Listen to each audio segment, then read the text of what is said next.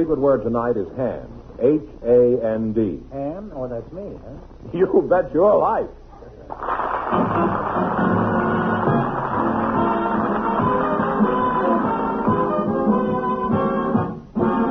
The National Broadcasting Company presents Groucho Marx in You Bet Your Life, a comedy quiz show transcribed from Hollywood. Groucho meets our first contestants in just 1 minute. Henderson, Olson, and me. We're the NBC Bandstand 3.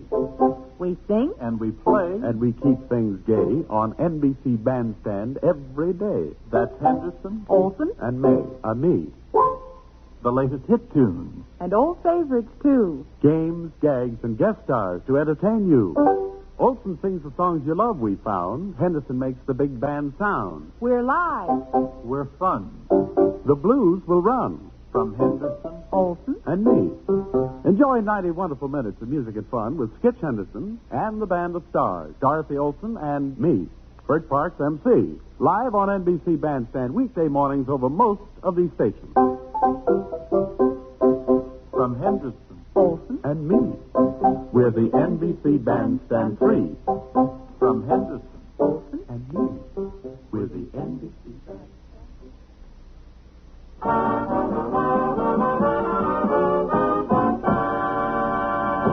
Here he is, the one, the only...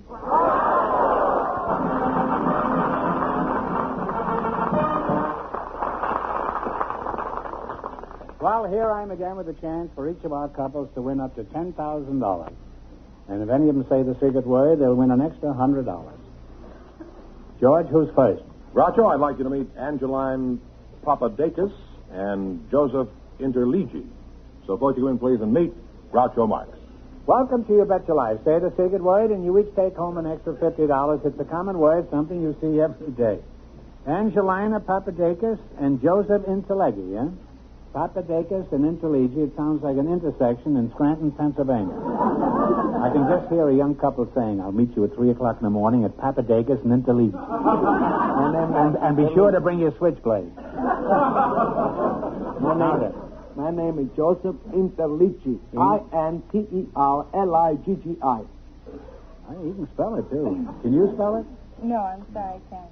Angelina, why are you sorry that you can't spell it? You ought to be very happy about it. Angelina, you're taller than Joe, so I'll start with you. I assume Papadakis is a Greek name, is that right? That's right. So I'll dispense with that question. Now, what part of Guatemala are you from? I'm from Enid, Oklahoma. Are you married? Yes, I'm married. Oh, how did you meet Mr. Papadakis? Well, I met him at a Greek baptism. And my future husband, was a godfather. So he was spending all his time with me from then on. And my father-in-law wanted him back in San Pedro to tend to business and not in Los Angeles. So he says, hurry up and marry her and get her over with. So what business is your father-in-law in? Well, he has 5 liquor stores.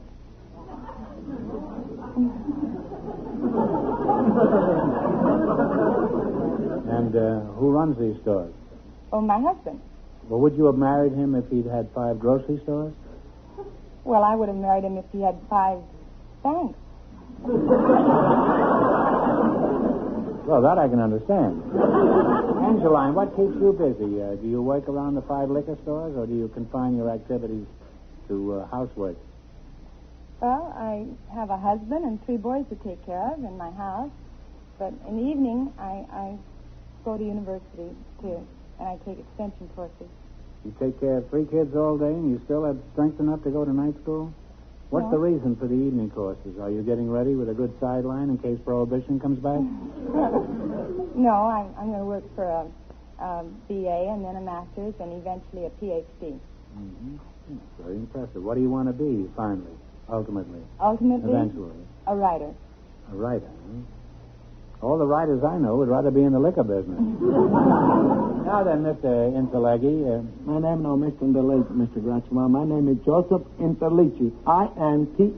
Interliggi. You know, I'm getting so that I can spell it now, too. Well, let's find out some facts about you. Are you of Italian descent? My father and mother are.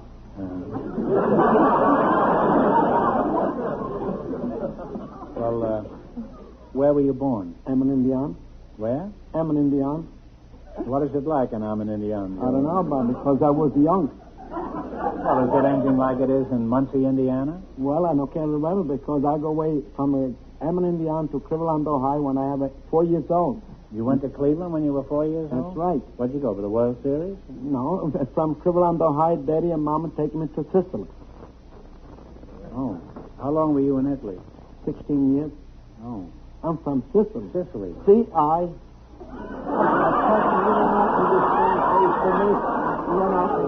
You spell Sicily. Well, C-I. So far, you're spelling Chicago. You went to Cincinnati. Energy, please. S-I-C. S-I-C. I-N-T-E-R-L-E-G-G-R. Sicily Interleggy, yeah? Now, what did you do in Sicily, Joe? Did you have a job there? Yes, I have. What did you do? Well, when I was at the age 8 years old, when I can say when Daddy took me to Sicily, I used to take my shoes off and socks and mix the clay on my feet. And started to mix the clay. And the age 11 years old already, I was profession to make 1,000 brick every day. You made 1,000 brick every day? That's right. And when I was at the age of 14 years old, I had a 7-man under me. Were you working in a cemetery then? I used to work in my farm. That's an old joke, Joe, but that's a very grave situation having a cemetery.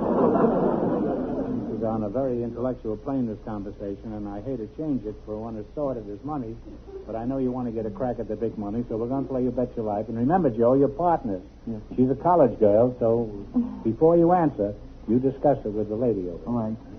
All right, you selected facts about presidents. I'll ask you some questions. If you miss 2 in a row, you're out. If you get 4 in a row right, you win $1,000. What musical composition is traditionally played upon the entrance of the president? Talk it over. Talk it over. Hail the Chief. Hail to the Chief is right. That's one right. Now then, what president was originally a very successful mining engineer? Herbert Hoover. Herbert Hoover is right. That's 2 right.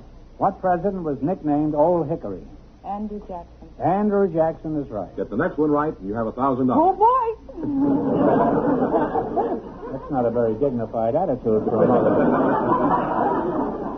In what city was George Washington inaugurated? New York. New York City. There's no use fooling around with her. She knows all the answers. And you got 4 in a row, so you won $1,000.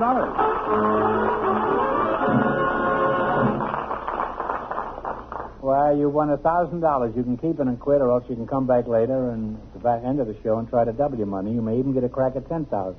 And no matter what you decide to do, thanks for being on the show. Thank you. Thank you. Out of it,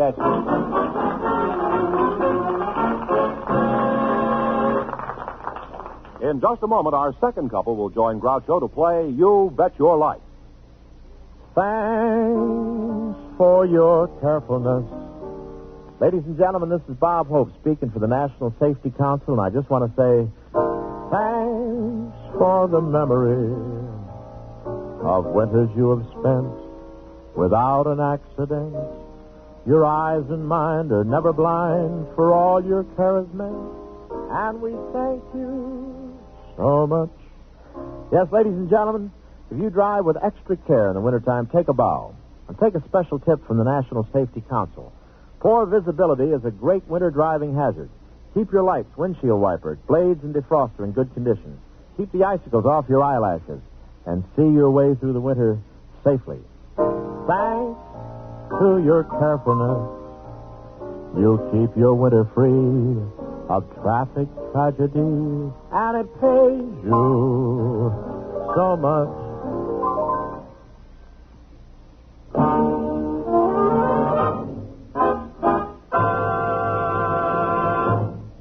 Mitzi Lynn and Ralph Barry are waiting to talk to you now, so Fortune Lynn, please, and meet Groucho Marx. Welcome to You Bet Your Life. Say the secret word and divide an extra $100. It's a common word, something you always have with you.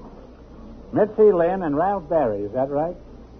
Where are you from, Mitzi? Well, I was born in Trenton, New Jersey. I lived part of my life in Long Branch, New Jersey, which is a summer resort. Mm-hmm. Then came to California with my parents, and now I'm living in Phoenix, Arizona. Oh, are you married? Yes, I am. How long have you been married? 11 years. 11 years. You don't look as though you've been married a day more than 2 years. Do you realize that? You don't mean that. No, I don't. Occasionally I tell little white lies up here. Well, you're a very young-looking woman, anyhow. What does your husband do?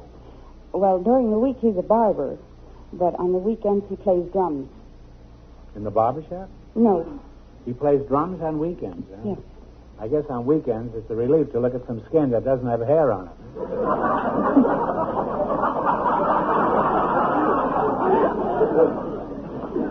Take your time. We have no place to go. Mr. Barry, there's something familiar about you. You're somebody I should know. Let's see. Barry. Let's see. Is it Straw? No. Huckle? No. Goose? No. Raz? I'm Wild Red Berry, the professional wrestler.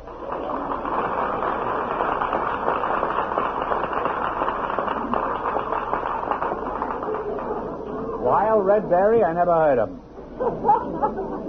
I know who you are, Red. I knew it all the time.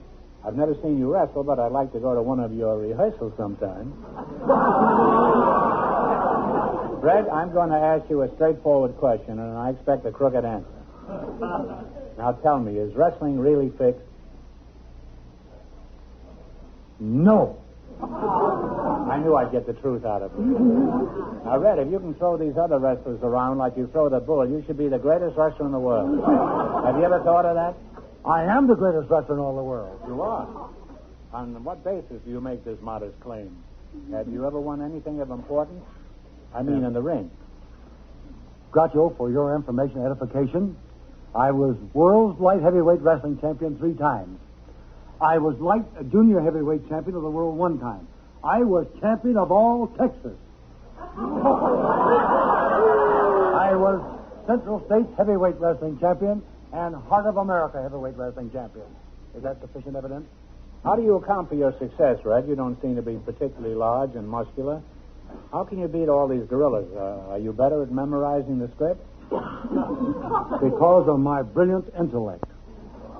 Because I cause my opponents to proceed into stated bewilderment, genuine uncertainty, and disturbing sense of inferiority, and on the horns of the dilemma, and I paralyze, pulverize, terrorize, demoralize, eradicate, destroy, demolish, ostracize, and drive him to the sodden depths of despair, and right through the mat. You just talk him to death, is that it?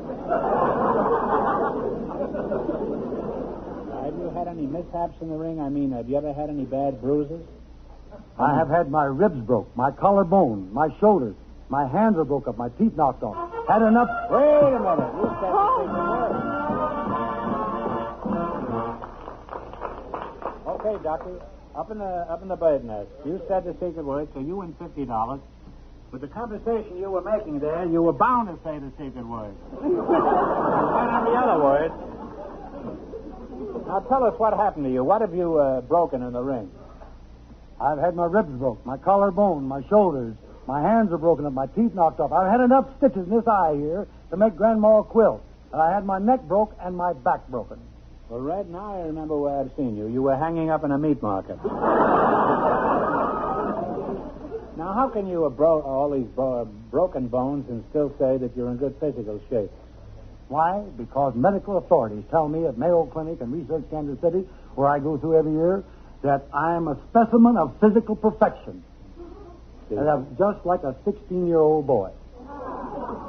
I have the proclivity and the endurance, the stamina, an orderly mind, target-sharp-brained, and split-second accuracy, and all the attributes that it takes to be in physical condition. This is what the doctor told you at Mayo? He told me that. He said, you have it, boy. And how soon after that did they take the doctor away? Well, you know, I'm astonished that a man of action can be so articulate. How do you account for this streak of Demosthenes here? Due to the fact, Groucho, that causes so much misunderstanding in this old world is the fact that people are not able to express themselves adequately, accurately, and convincingly, and expressively. So I've made it a habit and took plenty of time out so that people can understand just exactly what I have to say, so that even the most stupid dolt among them may understand what I have to say. Well, why are you looking at me that way? Fred, I would never suspect that you had such a sensitive nature. Do you have any examples of your tender side that you'd care to give us? Groucho, I'm glad you said that, because no one will ever know when that little black drop will fall from an angel's trembling pen and stain that final unfinished paragraph in the book of life. So if with pleasure you are viewing any work a man is doing, if you like him or you love him, let him know it. Do not withhold your approbation until that pastor makes oration, and he lies with snow white lilies o'er his brow. For it makes no difference how loud you shout it. He'll never care about it, or he'll never know how many teardrops that you shed. So if you feel there's some praise due him, now's the time to shoot it to him, because he cannot read his tombstone when he's dead.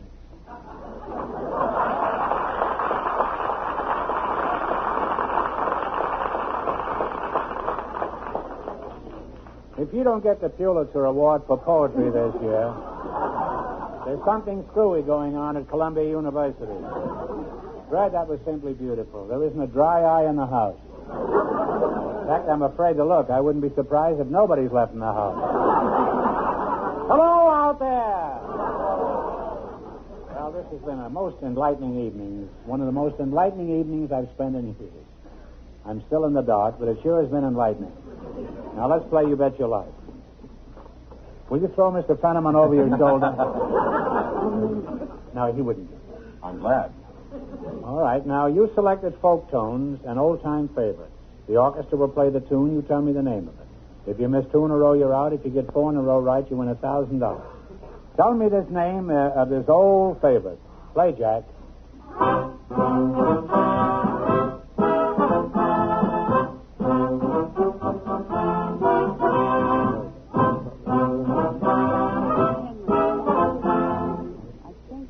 Dance with me, Henry? I'd be glad, but my name is Groucho.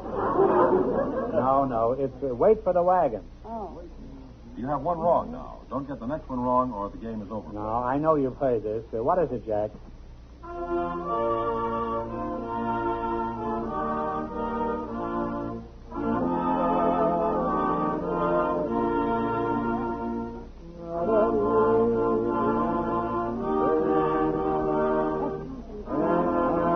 Tempting tonight from your campground.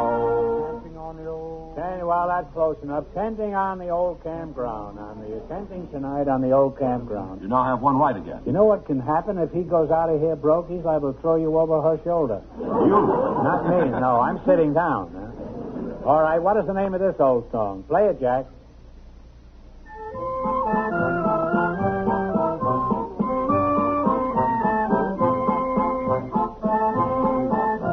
My little dog gone? I don't know, but that's the right answer. You have 2 right now. Now, what is this one? Hit it, Jack. Home till morning? The bear went over the Bear went over the mountain. That's a dirty trick, giving him a song with 2 names. I've never heard it called Bear Went Over the Mountain. I've always heard we won't go home until morning. It was always one of them. Bear Went Over the Mountain, indeed. Tell me the name of this old favorite, Professor.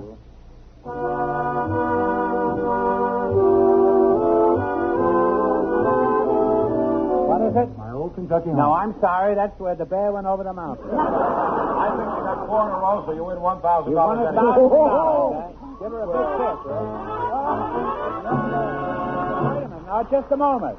You won $1,000. You can keep it and quit. A bear went over the mountain. Or you can come back at the end of the show and try to double your money. You may even get a crack at $10,000. So go over there and sit down on his lap and think about it. And no matter what you decide to do, thanks for being on the show. Thank you.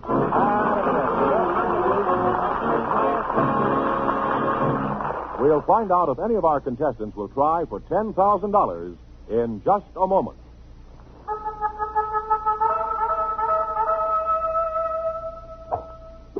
In Robin Hood's day, that was the sound that used to get the news around. Yes, the men of Sherwood Forest used to shoot message-bearing arrows from relay point to relay point until everybody got the news. Well, a message can travel fairly rapidly for a short distance via bow and arrow, but the system wouldn't work very well for news that had to travel many miles to its destination. Keeping up with events is even more important for us today than it was for Robin Hood's men, harassed as they were by the sheriff. And fortunately, we have the fastest means of communication ever devised. We have radio.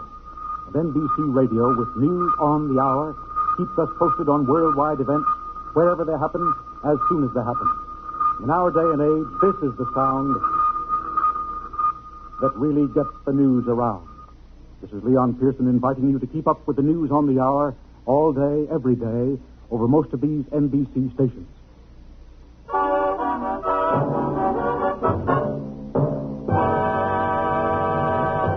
Groucho, Mitzi Lynn and Wild Red Barry have decided to keep their winnings, but our first couple wants to tell us their decision, so here they are, Mrs. Papadakis and Joseph Interligi. Would you come in, please? Interlegi. You're right. No, Interligi. Interlegi. Interligi. All right. Now you won $1,000. If you decide to try for the 10 and you fail, you wind up with a total of 500. What are you going to do? You can quit. Well, you can go ahead.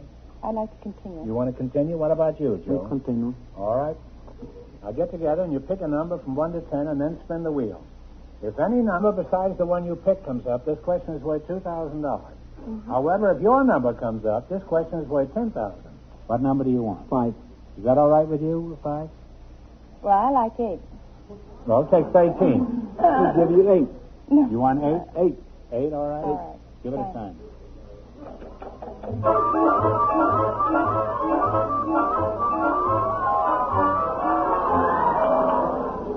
Your number was 8 and it came up 4, so this question is worth $2,000. You ready? During World War II, a family of 5 brothers, all sailing on the same destroyer, were lost when their ship went down in a battle in the Pacific. For $2,000, what was the family name of these 5 celebrated Navy heroes?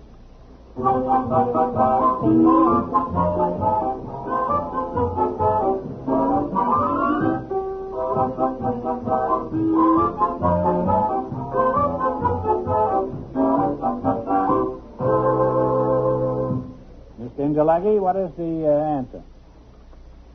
I don't know, Mr. Jackson. What's the answer? I saw the movie, too. Well, I don't know. it's the Sullivans. Sullivan boys. That's right. I'm sorry you missed it, but you wind up with a total of 500. That isn't too bad. Congratulations, and thanks for being with us.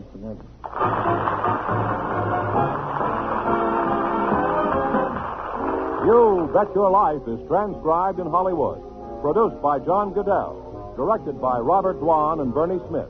Music by Jack Meakin. This is George Fenneman reminding you to tune in again next week, same time, same station, to hear the one, the only Groucho. For the housewife, the wage earner, investors big and small, commentary of vital interest on pocketbook news tonight on most of these NBC stations.